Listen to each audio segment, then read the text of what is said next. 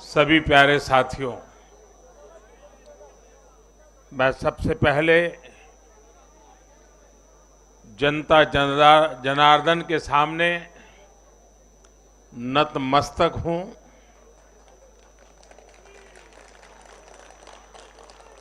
जनता जनार्दन का आशीर्वाद अभिभूत करने वाला है।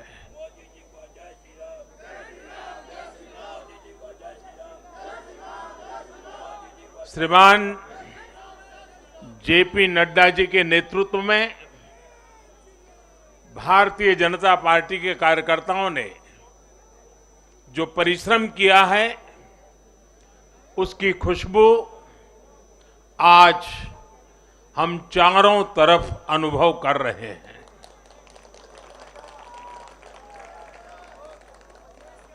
जहां भारतीय जनता पार्टी प्रत्यक्ष नहीं जीती, वहां भाजपा का वोट शेयर भाजपा के प्रति स्नेह का साक्षी है। मैं गुजरात और हिमाचल और दिल्ली और जनता का बहुत विनम्र भाव से आभार व्यक्त करता हूं। भाजपा के प्रति ये स्नेह देश के अलग अलग राज्यों के उपचुनाव में भी दिख रहा है। यूपी के रामपुर में भाजपा को जीत हासिल हुई है। बिहार के उपचुनावों में भाजपा का प्रदर्शन आने वाले दिनों का स्पष्ट संकेत कर रहा है। मैं आज चुनाव आयोग का भी अभिनंदन करता हूं, उनका आभार व्यक्त करता हूं। और ये चुनाव के दरमियान एक बहुत बड़ी बात जिसकी चर्चा होनी चाहिए थी, जहां तक मेरी जानकारी है, एक भी पोलिंग बूथ में रीपोलिंग करवाने की नौबत नहीं आई है।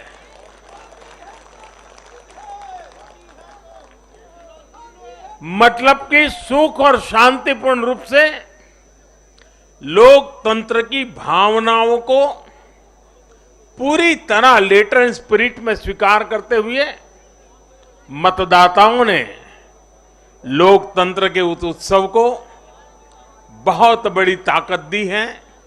और इसके लिए भी चुनाव आयोग अभिनंदन का अधिकारी है। इस चुनाव में हिस्सा लेने वाले हर राजनीतिक कार्यकर्ता को, हर दल को भी मैं साधुवाद देता हूं। साथियों, आज मैं हिमाचल के हर मतदाता का भी बहुत बहुत आभारी हूं। जैसे अभी नड्डा जी बता रहे थे, हिमाचल के चुनाव में 1% से भी कम अंतर से ये हार जीत का फैसला हुआ है। 1% से भी कम। इतना कम अंतर से हिमाचल में कभी नतीजे नहीं आए हैं। हिमाचल में हर 5 वर्ष में सरकारें बदली हैं, लेकिन हर में जब बदलाव हुआ है, कभी 5%, कभी 6%, कभी 7%। जीतने वाले और हार वाले के बीच में अंतर रहा है। इस बार 1% से भी कम। इसका मतलब है कि जनता ने भी भारतीय जनता पार्टी को विजय बनाने के लिए भरसक प्रयास किया है। मैं हिमाचल की जनता को आश्वस्त करता हूं कि भाजपा भले ही 1% से पीछे रह गई, लेकिन विकास के लिए हमारी प्रतिबद्धता 100% रहेगी।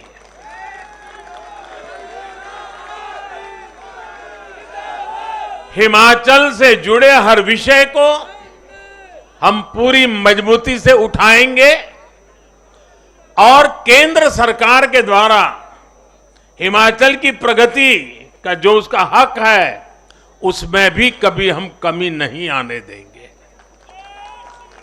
अभी जो मैंने दिल्ली का वर्णन सुना कि किस प्रकार से दिल्ली कॉरपोरेशन को विफल करने के इरादे से जनता के साथ धोखा किया गया, ये काम हम नहीं करते हैं। हम हिमाचल की प्रगति के लिए भी भारत सरकार की प्रतिबद्धता वैसी ही बनी रहेगी।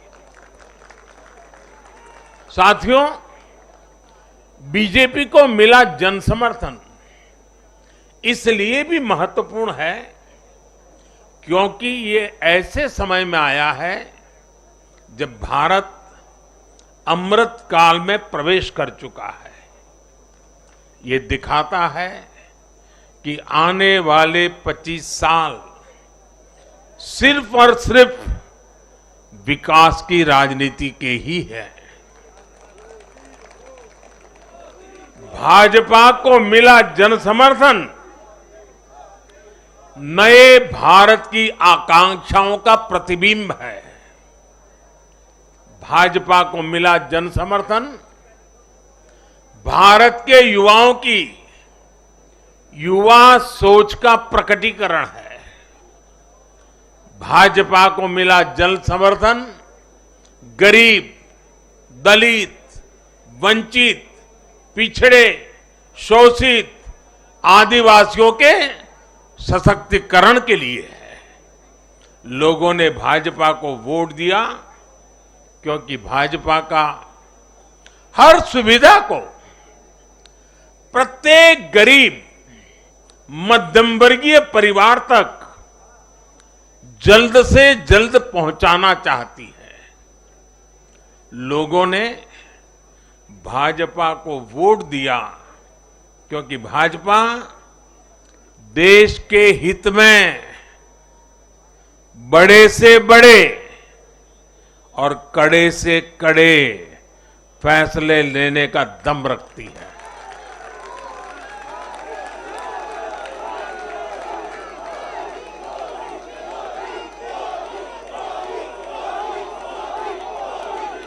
भाजपा का बढ़ता जन समर्थन ये दिखाता है कि परिवारवाद और भ्रष्टाचार के खिलाफ जन आक्रोश लगातार बढ़ रहा है। और मैं इस बात को स्वस्थ लोकतंत्र के लिए एक शुभ संकेत के रूप में देखता हूं। और साथियों, इस बार वाकई गुजरात ने तो कमाल ही कर दिया है।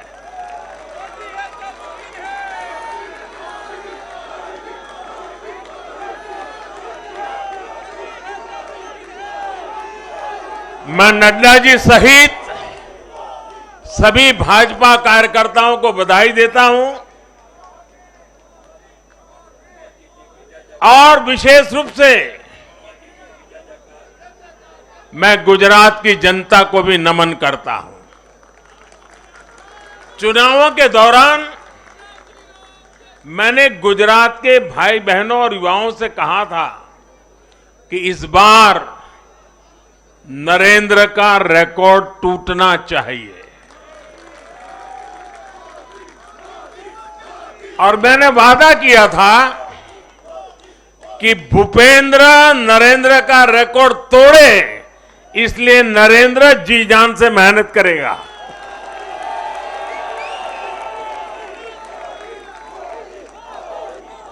और गुजरात की जनता ने तो रिकॉर्ड तोड़ने में भी रिकॉर्ड कर दिया। उसने गुजरात की स्थापना से लेकर के अब तक सारे रिकॉर्ड तोड़ दिए।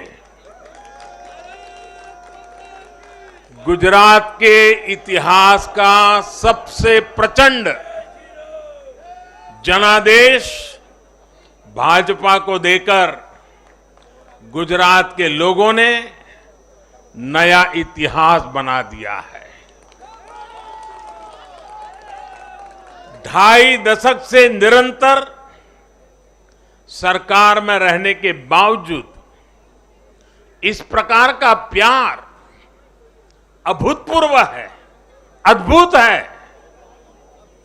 लोगों ने जाति, वर्ग, समुदाय और हर तरह के विभाजन से ऊपर उठकर भाजपा को वोट दिया है।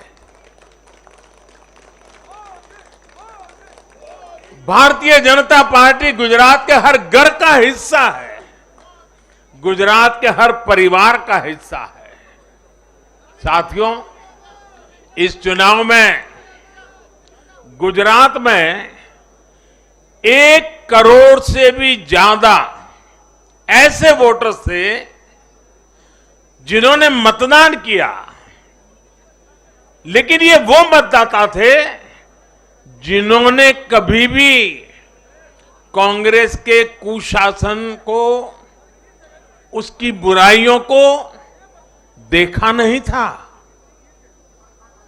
वे फ्रेश थे, उन्होंने सिर्फ भाजपा की ही सरकार को देखा था। और युवाओं की तो प्रकृति होती है कि वो हमेशा सवाल पूछते हैं, जांचते हैं, परखते हैं, उसके बाद किसी फैसले पर पहुंचते हैं। युवा सिर्फ इसलिए किसी पार्टी को वोट नहीं करते क्योंकि वो दशकों से सत्ता में रही या फिर उस पार्टी के नेता किसी बड़ी परिवार के हैं। युवा तभी वोट देते हैं जब उन्हें भरोसा होता है, जब उन्हें सरकार का काम प्रत्यक्ष नजर आता है। और इसलिए आज युवाओं ने जब भाजपा को भारी संख्या में वोट दिया है, सीट से लेकर वोट तक के सारे रिकॉर्ड तोड़ दिए हैं, तो इसके पीछे का संदेश बहुत स्पष्ट है। इसका मतलब है कि युवाओं ने हमारे काम को जांचा, परखा और उस पर भरोसा किया है। इसका मतलब यह है कि युवा भाजपा की विकास वाली राजनीति चाहते हैं। इसका मतलब है कि युवा ना तो जातिवाद के बहकावे में आते हैं, न परिवारवाद के। युवाओं का दिल सिर्फ विजन और विकास से जीत सकते हैं, और भाजपा में विजन भी है और विकास के प्रति प्रतिबद्धता भी है। साथियों, आज एक और बात याद करने वाली है। जब महामारी के घोर संकट के बीच बिहार में चुनाव हुए थे, तो जनता ने भाजपा को भरपूर आशीर्वाद दिया। जब महामारी के संकट से बाहर निकलते हुए असम, यूपी, उत्तराखंड, गोवा, मणिपुर एक के बाद एक चुनावों में जनता ने भारतीय जनता पार्टी को ही चुना। और आज जब भारत विकसित भारत के लक्ष्य की प्राप्ति के लिए आगे बढ़ रहा है, तो भी देश की जनता का भरोसा सिर्फ और सिर्फ भाजपा पर है।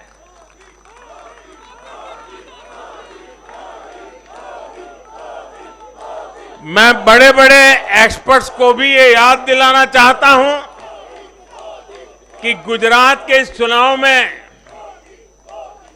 भाजपा का आह्वान था, विकसित गुजरात से विकसित भारत का निर्माण। गुजरात के नतीजों ने सिद्ध किया है कि सामान्य मानवी में विकसित भारत के लिए कितनी प्रबल आकांक्षा है।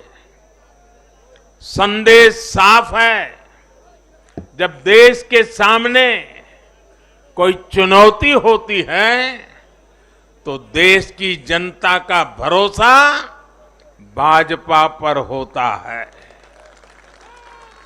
जब देश पर कोई संकट आता है तो देश की जनता का भरोसा भाजपा पर होता है। जब देश बड़े लक्ष्य तय करता है तो उनकी प्राप्ति के लिए देशवासियों का भरोसा भाजपा पर होता है। जब देश की आकांक्षाएं चरम पर होती हैं तो भी उनकी पूर्ति के लिए देश की जनता का भरोसा भाजपा पर ही होता है। साथियों, भाजपा के आज हम जहां पहुंचे हैं, राज्यों में हो, स्थानीय स्वराज्य की निकायों में हो या केंद्र में हो, ये ऐसे ही नहीं पहुंचे हैं। 5 पीढ़ियां जनसंघ के जमाने से तपस्या करते हुए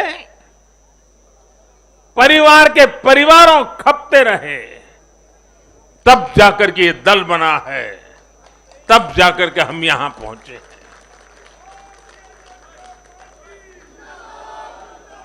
भाजपा के लिए लाखों समर्पित कार्यकर्ताओं ने अपना जीवन खपा दिया है। व्यक्तिगत सुख, व्यक्तिगत आकांक्षाएं, व्यक्तिगत खुशी, व्यक्तिगत महत्वाकांक्षा, व्यक्तिगत सफलता, इन सबको तिलांजलि देकर भाजपा का प्रत्येक कार्यकर्ता समाज और देश की सेवा करने में, समाज और देश को सशक्त करने में जुटा रहता है।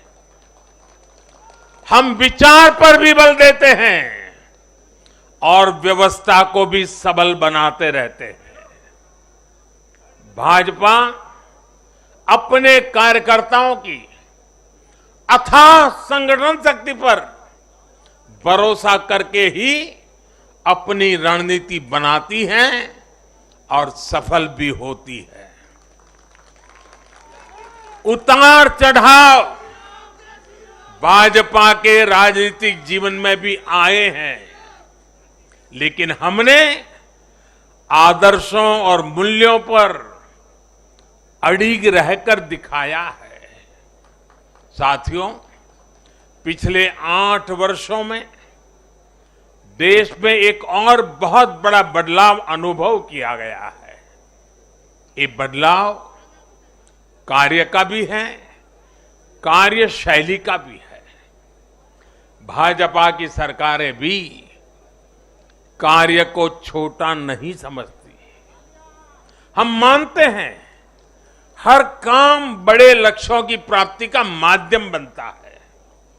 इसलिए भाजपा की सरकारों ने गरीबों के लिए पक्के घर, शौचालय, गैस कनेक्शन, बिजली कनेक्शन, नल से जल, बैंक में खाते, मुफ्त इलाज, मुफ्त भोजन, इंटरनेट, ऐसी बेसिक सुविधाओं पर फोकस किया है। पहले की राजनीति में ये बहुत फैंसी विकास नहीं माना जाता था। पहले की राजनीति में इसे बड़े काम के तौर पर देखा भी नहीं जाता था। इसलिए आज जो भी सरकारी लाभ है वो हर व्यक्ति, हर क्षेत्र, हर वर्ग जो उसका हकदार है उस तक तेजी से पहुंचने के लिए ईमानदारी से प्रयास किया जाता है। पूरा का पूरा पहुंचे, इसके लिए टेक्नोलॉजी का भी भरपूर उपयोग किया जाता है। किस क्षेत्र, किस वर्ग, किस समुदाय में कितने वोट हैं, इस आधार पर न हम देश चलाते हैं, न राज चलाते हैं, न सरकारें चलाते हैं। और हमें आज इस बदली हुई राजनीति के सकारात्मक नतीजे भी देखने को मिल रहे हैं। आज बड़े बड़े एक्सपर्ट भी ये कह रहे हैं कि भारत में गरीबी कम हो रही है। साथियों, देश ने पिछले 8 वर्षों में गरीब को सशक्त करने के साथ ही गरीब तक मूलभूत सुविधाएं पहुंचाने के साथ ही आधुनिक इंफ्रास्ट्रक्चर पर भी फोकस किया है। रोड हो, रेल हो, एयरपोर्ट्स हो, टनल्स हो, सोलर पावर प्लांट हो, स्टेडियम हो, ऑप्टिकल फाइबर नेटवर्क हो, जो भी हो, सबसे उत्तम हो, सबसे श्रेष्ठ हो, ये आकांक्षा लेकर आज भारत चल रहा है। और साथियों, मैं एक और बात आपको याद दिलाना चाहूंगा। हम सिर्फ घोषणा करने के लिए घोषणा नहीं करते, हम राष्ट्र निर्माण के व्यापक मिशन के लिए निकले हुए लोग हैं। इसलिए सिर्फ 5 वर्ष के राजनीतिक नफा नुकसान को देखते हुए हम कोई भी घोषणा नहीं करते। हमारी हर घोषणा के पीछे एक दूरगामी लक्ष्य होता है, एक रोड मैप होता है। ये बात स्पष्ट है कि देश आज शॉर्टकट नहीं चाहता। देश का मतदाता आज इतना जागरूक है कि क्या उसके हित में है, क्या उसके अहित में है, वो अच्छी तरह जानता है। देश का वोटर जानता है कि शॉर्टकट की राजनीति का कितना बड़ा नुकसान देश को उठाना पड़ेगा। आज देश में कोई संशय नहीं कि अगर देश रहेगा, देश समृद्ध होगा, तो सबकी समृद्धि तय है।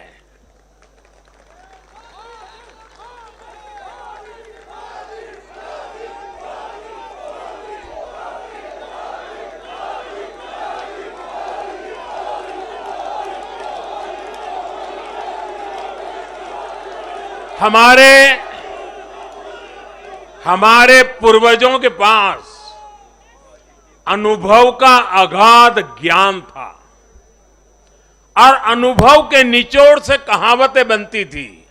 और हमारे यहां हमारे पूर्वजों ने हमें विरासत में दी हुई एक कहावत है, आमदनी अठन्नी और खर्चा रुपया। अगर ये वाला हिसाब रहेगा तो क्या स्थिति होगी, ये हम दुनिया में हमारे अड़ोस पड़ोस में आज भली भांति देख रहे हैं। और इसलिए आज देश बहुत सतर्क है। देश के हर राजनीतिक दल को ये याद रखना होगा कि चुनावी हथकंडों से किसी का भला नहीं हो सकता। साथियों, आज के जनादेश में एक और संदेश है। समाज के बीच दूरियां बढ़ाकर राष्ट्र के सामने नई चुनौतियां खड़ी करके जो राजनीतिक दल तत्कालिक लाभ लेने की फिराक में रहते हैं, उन्हें देश की जनता, देश की युवा पीढ़ी देख भी रही है और समझ भी रही है।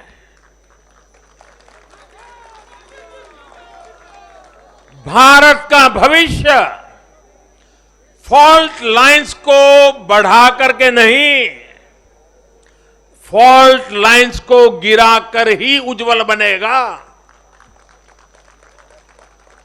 कभी भाषा की दीवार, कभी रहन सहन, कभी क्षेत्र, कभी खान पान, कभी ये वर्ग, कभी वो वर्ग। लड़ने के लिए तो सैकड़ों वजह हो सकती हैं, लेकिन जुड़ने के लिए एक वजह ही काफी है। ये मातृभूमि, ये धरती, ये देश, ये हमारा भारत।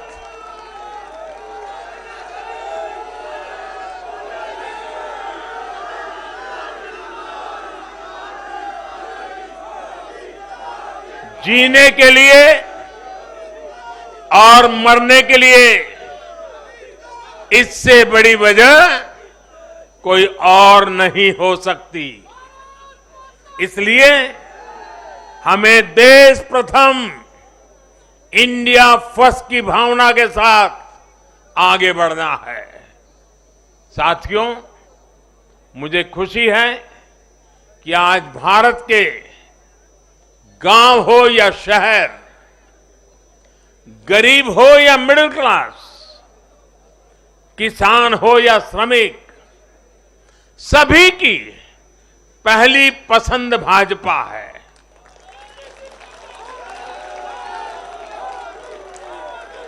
भाजपा को गुजरात के आदिवासी क्षेत्रों का भी अभूतपूर्व आशीर्वाद मिला है। और मुझे अभी जो जानकारी बताई गई, एससी एसटी की गुजरात में करीब 40 सीटें आरक्षित है।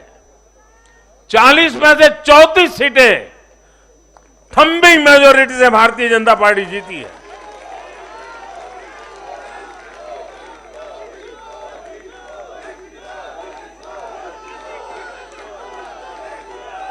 आज आदिवासी भाजपा को अपनी आवाज मान रहे हैं।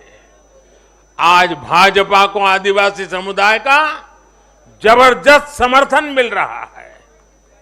इस बदलाव को पूरे देश में महसूस किया जा रहा है। ऐसा इसलिए हो रहा है क्योंकि दशकों तक जिन आदिवासियों की आकांक्षाओं को नजरअंदाज किया गया, वो अब देख रहे हैं कि भाजपा लगातार उनकी उम्मीदें पूरी करने में जुटी है। ये भाजपा ही है जिसके प्रयासों से देश को पहली आदिवासी राष्ट्रपति मिली है। ये भाजपा ही है जिसने आदिवासी कल्याण के लिए बजट बढ़ाया और आदिवासी क्षेत्रों में विकास को रफ्तार दी। भाजपा सरकार ने ऐसे अनेक कदम उठाए हैं जिससे आदिवासी समुदाय के लोगों को आर्थिक रूप से मजबूत बनाया जा रहा है। देश भर में आदिवासी स्वतंत्रता सेनानियों के म्यूजियम बनाकर भाजपा आजादी के उन वीर योद्धाओं को सम्मान दे रही है। भगवान बिरसा मुंडा के जन्मदिन को भाजपा सरकार में ही जनजातीय गौरव दिवस घोषित किया गया है। हमारे इन प्रयासों ने आदिवासी युवाओं को उनके स्वाभिमान को ऊंचा किया है।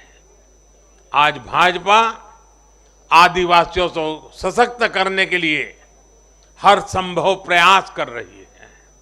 साथियों, आजकल हर चुनाव नतीजों के बाद ये चर्चा भी बहुत होती है कि देश की माताएं, बहनें, बेटियां भाजपा पर इतना आशीर्वाद क्यों बरसाती है।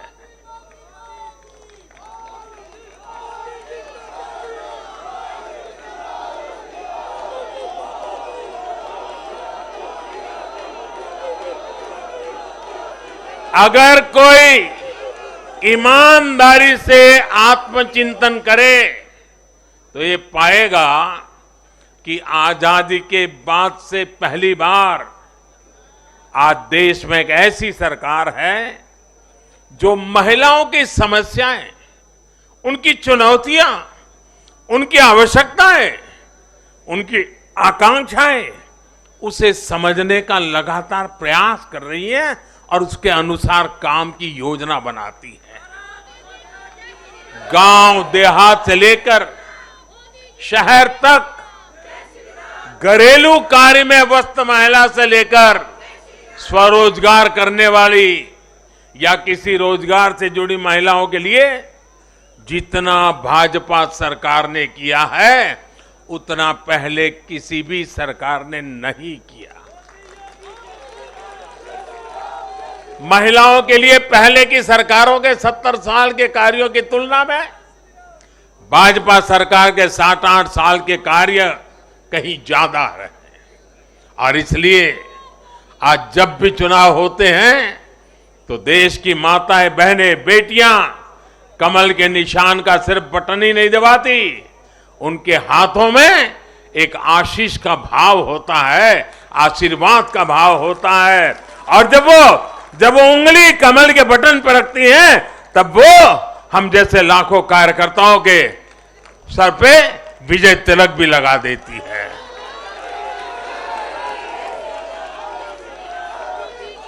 महिलाओं के मुद्दे भाजपा के लिए चुनावी मुद्दे नहीं है, बल्कि भाजपा की हर योजना का वो प्राण तत्व है। महिलाओं का जीवन आसान बनाना हो, महिलाओं को ज्यादा से ज्यादा रोजगार के, स्वरोजगार के अवसर मुहैया कराना हो, ये भाजपा का कमिटमेंट है। मैं इसे अपनी सरकार का सौभाग्य मानता हूं कि हमें महिला सशक्तिकरण के लिए इतना कुछ करने का मौका देश की जनता ने दिया है। साथियों, आने वाला समय देश के लिए, हम सभी के लिए बहुत महत्वपूर्ण है। सबका साथ, सबका विकास, सबका विश्वास और सबका प्रयास, इस भावना पर आगे बढ़ते हुए हमें विकसित भारत के लिए काम करना है। हमें मिलकर एक दूसरे के साथ काम करना है। आइए, नागरिक के रूप में हम विकसित भारत के संकल्प के साथ जुड़े, विकसित भारत के इस अभियान से जुड़े और मैं फिर एक बार देश भर के लाखों कार्यकर्ताओं को 5-5 पीढ़ी की तपस्या को आगे बढ़ाने के लिए हृदय से धन्यवाद करता हूं, अभिनंदन करता हूं। मैं जनता जनार्दन को भी प्रणाम करता हूं। उनके निरंतर आशीर्वाद हमारे लिए नित्य नूतन ऊर्जा बन जाते हैं। ये निरंतर समर्थन हमें सात्विक भाव से, सेवा भाव से, समर्पण भाव से कार्य करने की शक्ति देता है। जब हमें जनता जनार्दन का आशीर्वाद मिलता है तो हमें अधिक परिश्रम करने की प्रेरणा जगती है, अधिक पुरुषार्थ करने का संकल्प जगता है और संकल्पों को सिद्ध करने के लिए जीवन खपा दे करके सिद्धि तक पहुंचाने के लिए हम लगे रहते हैं, क्योंकि जनता जनार्दन, इसे हम ईश्वर का रूप मानते हैं और यही सामर्थ्य, यही शक्ति एक सेवक के भाव से, सेवा भाव से, समर्पण की अप्रतिम राह को पकड़ते हुए चलते रहना, चलते रहना, चलते रहना, चरैवेति चरैवेति चरैवेति, इसी मंत्र को लेकर के हम चल रहे हैं। भाइयों बहनों, इस चुनाव में अब बहुत लोगों को जानने पहचानने का भी अवसर मिल चुका है। पिछले कुछ चुनावों का एक बड़े कैनवास पर एनालिसिस करना चाहिए कि जो अपने आप को न्यूट्रल कहते हैं, जिनका न्यूट्रल होना जरूरी होता है, वो कहां खड़े होते हैं, कब कैसे रंग बदलते हैं और कैसे कैसे खेल खेलते हैं, वो अब देश को जान लेना बहुत जरूरी है, बहुत जरूरी है। उत्तराखंड का इतना बड़ा चुनाव हुआ कितनी जमानतें जब्त हुई, किसकी हुई, कोई चर्चा नहीं। हिमाचल में इतना बड़ा चुनाव हुआ, कितने लोगों की जमानत जब्त हुई, कितने लोगों का बुरा हाल हुआ, कोई चर्चा नहीं। भाइयों बहनों, उन लोगों को भी जानना चाहिए, पहचानना चाहिए कि ये भी ठेकेदार है।